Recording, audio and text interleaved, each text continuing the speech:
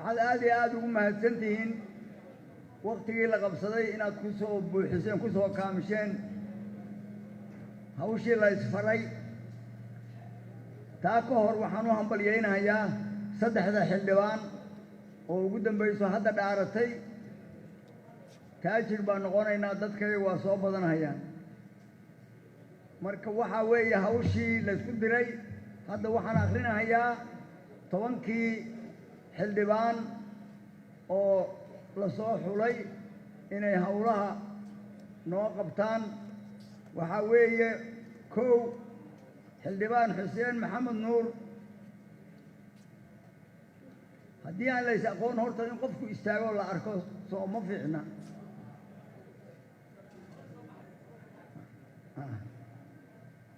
xildhibaan cabdirasaaq cumar maxamed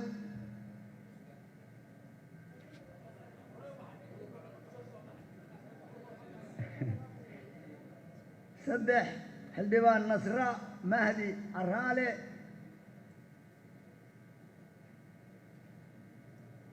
afar xildhibaan maxamed xuseen haadi shan xildhibaan dahabo siisow maxamuud lix xildhibaan cumar shariif jeek toddoba xildhibaan qaasim cilmi seed sideed xildhibaan cabdullaahi xasan rooble sagaal xildhibaan cali sheekh maxamed nuur toban xildhibaan maxamed abuukar cabdi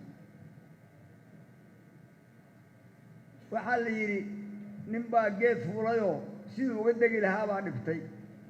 marka laan isagoo isla ka deg buu ka dhacay waxna ma gaarin marka wuxuu yidhi tanaaba ka dhib yar hadda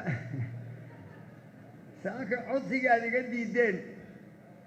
tanaaba ka dhib yar waana aad iyo aad baad u mahadsantihiin hawshan soo qabta berrito waxaa noo ballan 10ka subaxnimo saaka 9kaa la yidhi waa cusbayn hadda waa isbarannay berri waa 10ka